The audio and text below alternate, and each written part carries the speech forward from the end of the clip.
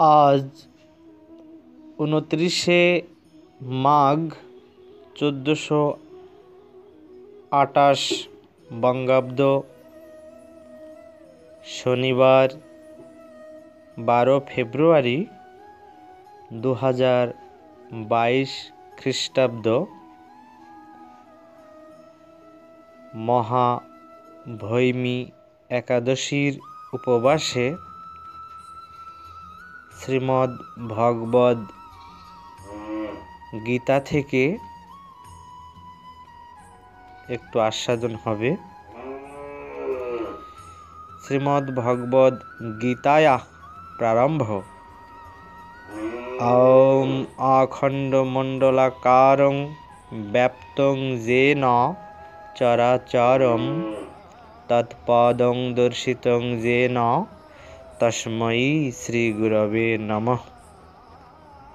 যা আদিনাথ ভগবানাদির জ্ঞানাম্বুধি সাত্মরতির মহাত্মা শ্রী দেশিকেন্দ্র করুণাম্বু রাশির নানা স্বরূপশ্চরতি হলোকে। ওম নমো ভগবতে বাসুদেবায়। ওম নমো ভগবতে বাসুদেবায়। ওম নমো ভগবতে বাসুদেবায়। অষ্টম অধ্যায় অক্ষর ব্রহ্মযোগ। অর্জুন উবাচ কিং তদ ব্রহ্ম কিমাধ্যাত্মং কিং কর্ম পুরুষোত্তম অধিভূতং চ কিং প্রোক্ত মধিদৈবং কিমুচ্যতে। শ্লোক 1-এ অর্জুন বললেন, হে পুরুষোত্তম, ব্রহ্ম কি, অধ্যাত্ম কি, কর্ম কি, কাকে বলে অধিভূত, আর কাকেই বা অধিদৈব বলা হয়? তিনি আবার বলছেন, অধিযোগ্য কথং কোऽত্র দেহে অস্মিন মধুসূদন প্রয়াণকালে চ কথং জ্ঞেয়োসি নিয়তাত্মভি। হে মধুসূদন, এই দেহে অধিযোগ্য কে এবং কী রূপে অবস্থিত? মৃত্যুকালে জিতেন্দ্রীয় ব্যক্তিগণ কী রূপে তোমাকে জানতে পারেন? তখন শ্রী ভগবান উবাচ অক্ষরং ব্রহ্ম পরমং স্বভাব অধ্যাত্মমুচ্যতে ভূত ভাবকর বিসর্গ কর্ম সঙ্গীত। শ্রী ভগবান বললেন, অক্ষরই পরম ব্রহ্ম, পরমাত্মা। দেহে ব্রহ্মের স্থিতি অধ্যাত্ম। প্রাণীগণের সৃষ্টিকারক ত্যাগরূপ যজ্ঞই কর্ম। অধিভূতং স্খর ভাব পুরুষস্যাধিদৈবতম অধিযোগ্য অহমেবাত্র দেহে দেহ ভৃতাংবর। হে নরশ্রেষ্ঠ অর্জুন, দেহাদি নশ্বর পদার্থই অধিভূত, হিরণ্যগর্ভই অধিদেবতা এবং আমি এই দেহে অধিযোগ্য। অন্তকালে চ মামেব স্মরণ মুক্তা কলেবরম যঃ প্রয়াতি স মদ্ভাবং জাতি নাস্তত্র সংশয়। যিনি মৃত্যুকালে আমাকে স্মরণ করতে করতে দেহত্যাগ করেন, তিনি আমাকে লাভ করেন, এতে কোনো সন্দেহ নেই।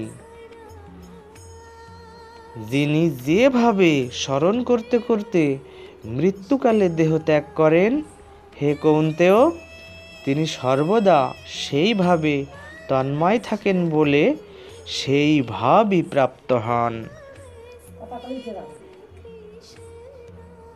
অতএব আমাকে স্মরণ করো এবং ক্ষত্রিয় ধর্ম পালনের জন্য যুদ্ধ করো। আমাতে মন ও বুদ্ধি অর্পণ করলে আমাকে লাভ করবে, এতে কোনো সন্দেহ নেই।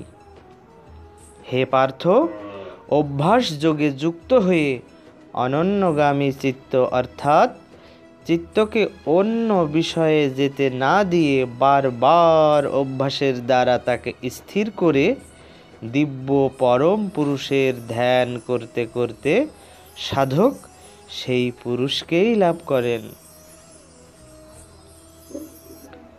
যিনি সর্বজ্ঞ, সনাতন, বিশ্বনিয়ন্তা, সূক্ষ্ম থেকেও সূক্ষ্ম, সকলের বিধাতা, অচিন্ত স্বরূপ, যিনি সূর্যের মতো স্বপ্রকাশ এবং মহান্ধকারের অতীত, তাকে মৃত্যুকালে মনকে একাগ্র করে ভক্তিযুক্ত হয়ে এবং যোগ বলে প্রাণকে ভ্রুযুগলের মধ্যে ধারণ করে যিনি স্মরণ করেন, তিনি সেই দিব্য পরম পুরুষকে লাভ করেন। বেদজ্ঞগণ যাকে অক্ষর পুরুষ বলে বর্ণনা করেন, নিরাসক্তগণ যাকে লাভ করেন, ব্রহ্মচারীগণ যাকে লাভের আশায় ব্রহ্মচর্য পালন করেন, তোমাকে সেই অক্ষর ব্রহ্মের কথা সংক্ষেপে বলবো।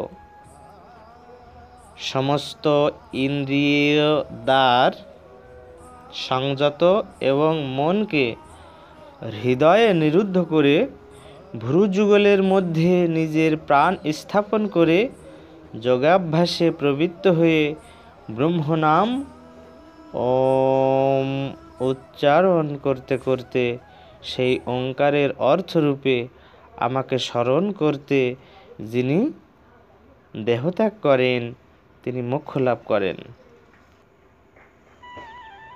সমস্ত ইন্দ্রিয় দ্বার সংযত এবং মনকে হৃদয়ে নিরুদ্ধ করে ভ্রুযুগলের মধ্যে নিজের প্রাণ স্থাপন করে যোগাভ্যাসে প্রবৃত্ত হয়ে ব্রহ্মনাম ওম উচ্চারণ করতে করতে সেই ওঙ্কারের অর্থরূপে আমাকে স্মরণ করতে যিনি দেহত্যাগ করেন, তিনি মোক্ষ লাভ করেন।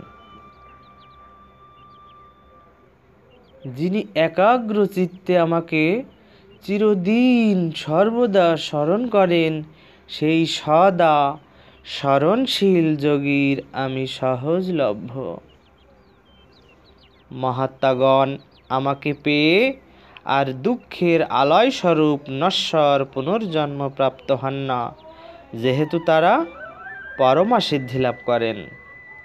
হে অর্জুন, ব্রহ্মলোক পর্যন্ত সমস্ত লোক থেকেই জীবগণ ফিরে এসে আবার জন্মগ্রহণ করে, কিন্তু হে কৌন্তেয়, আমাকে পেলে আর পুনর্জন্ম হয় না।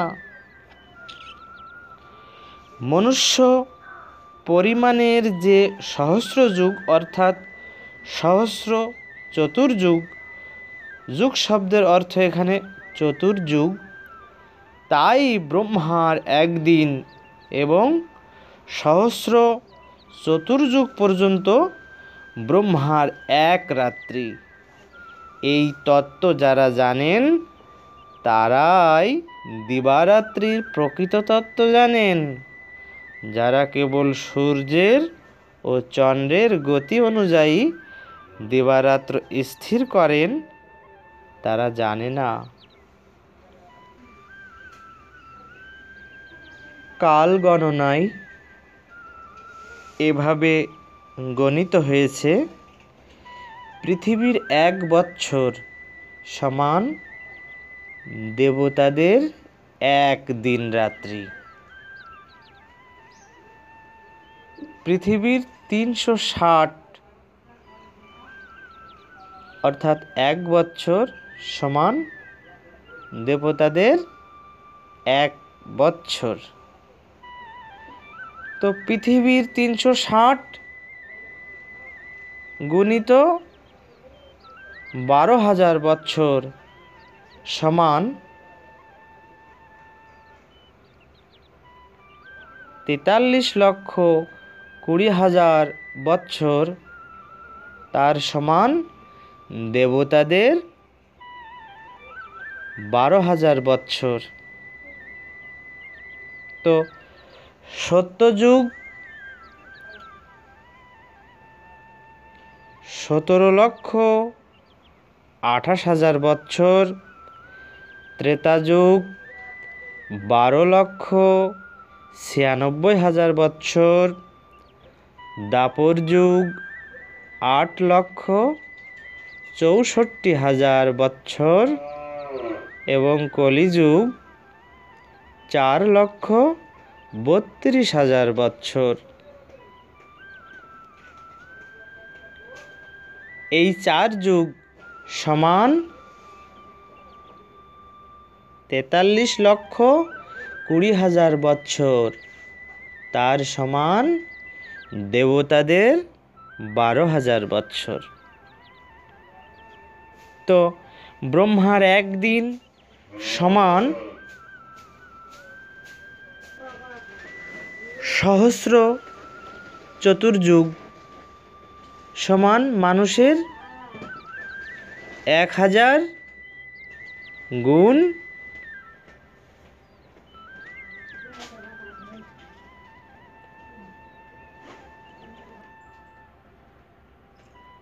4,32,000 বৎসর সমান মানুষের 432 কোটি বৎসর। ব্রহ্মার এক রাত্রি সমান 432 কোটি বৎসর। তো ব্রহ্মার এক দিবারাত্র সমান মানুষের 864 কোটি বৎসর। তো ব্রহ্মার আয়ু সমান 100 বৎসর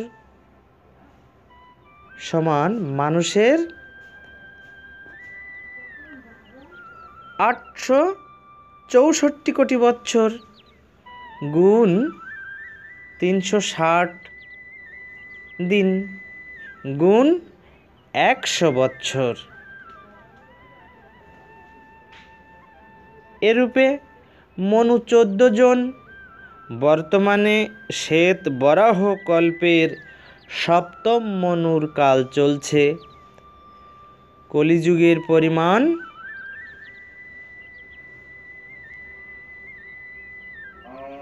4,32,000 বৎসর। তো বাংলা 1398 সনে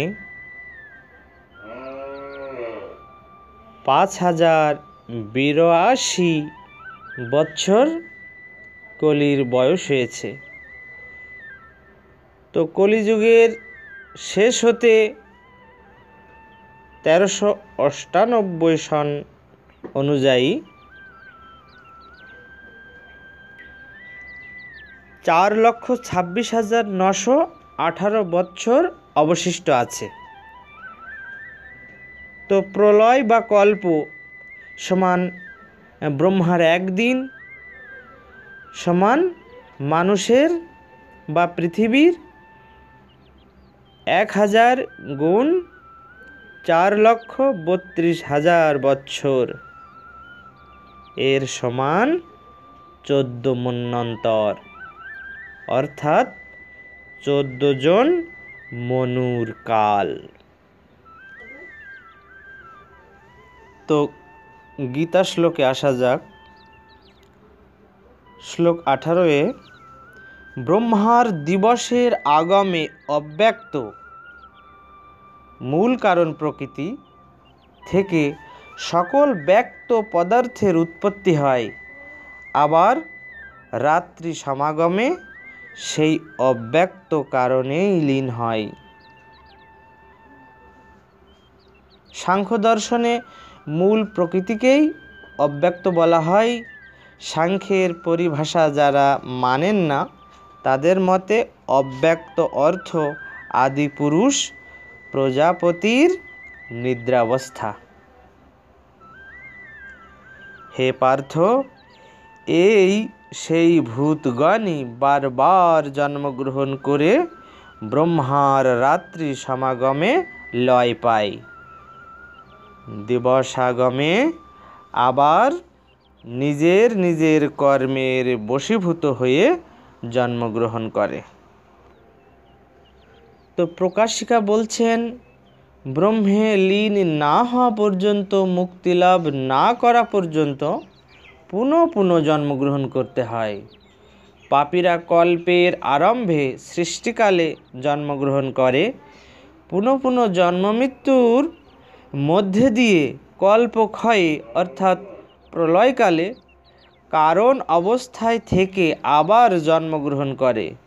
মুক্তি না হওয়া পর্যন্ত এই রূপ চলে। তাই বলা হয়েছে, না ভুক্ত ক্ষীয়তে কর্ম কল্প কোটিশ তৈরপি, অর্থাৎ শত শত কোটি সৃষ্টি এবং প্রলয়েও কর্মফল ভোগ না করে মুক্তি নেই। নিষ্কাম কর্ম করে ব্রহ্ম উপলব্ধির দ্বারা মুক্তি লাভ করতে হবে।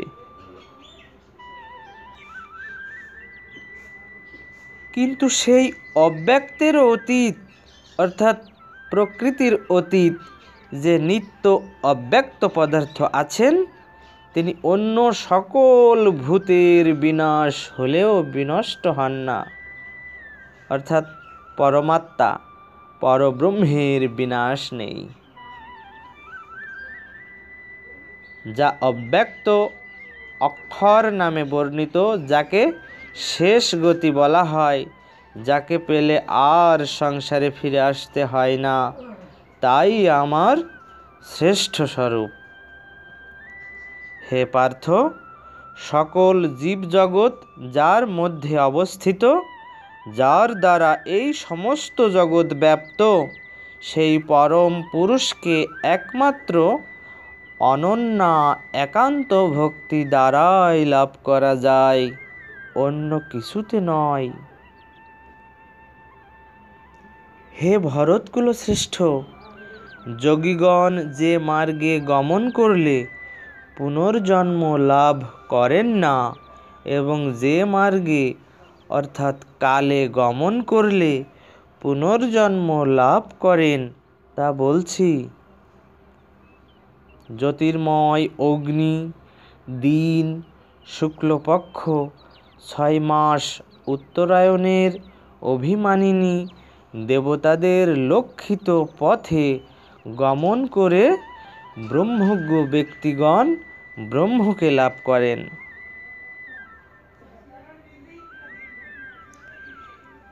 পিতৃযান মার্গের সাধক ধূম, রাত্রি, কৃষ্ণপক্ষ, দক্ষিণায়নের 6 মাস এই সময়ের অধিষ্ঠাত্রী দেবতাদের লক্ষিত পথে গমন করে চন্দ্রলোকে অর্থাৎ স্বর্গলোকে উপস্থিত হয়ে সেখানে কর্মফল ভোগ করে আবার সংসারে ফিরে আসেন।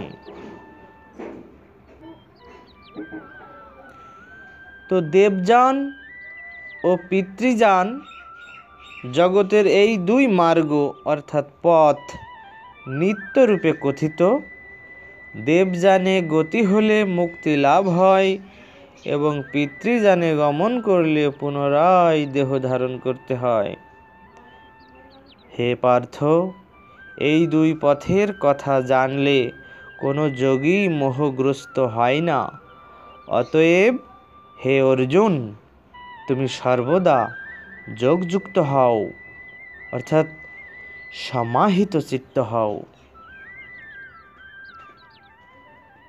বেদ পাঠ, যজ্ঞানুষ্ঠান, তপস্যা ও দান কর্মের যে পুণ্য ফল শাস্ত্রে কীর্তিত হয়েছে, এই অধ্যায়ে তোমার 7টি প্রশ্নের উত্তরে আমি যা বলেছি তা উপলব্ধি করলে যোগী সেই সমস্ত পুণ্যফল অতিক্রম করে ব্রহ্মপদ অর্থাৎ মোক্ষ লাভ করেন।